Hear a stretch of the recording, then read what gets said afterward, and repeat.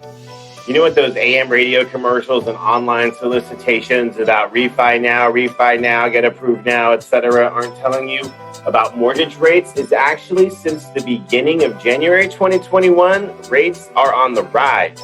Reason being, we now have a Democratic House, Senate, and President, right? And so the market has concerns over spending, inflation, debt. And so what's happened is we've seen the 10-year Treasury yield now at its highest levels in over a year. And when that starts to happen and we have fears of inflation, we start seeing mortgage rates going up, regardless of the federal funds rate being at zero, close to zero, etc. It's two separate animals. Just know that.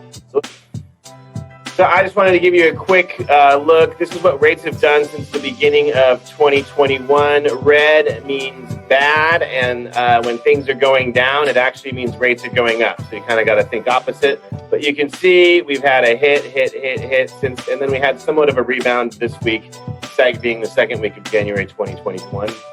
That being said, you can see this is like the last quarter of 2020, and this means we're at the highest level we've seen, right, since the last quarter.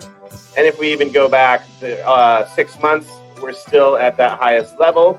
That being said, all this could go away with, such volatility in the world and in the marketplace.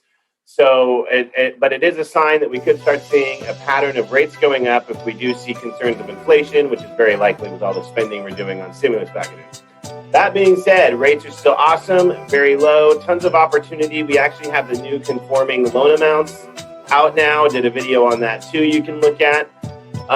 So call me. There's a ton of opportunity out there, whether you're buying or purchasing or refinancing.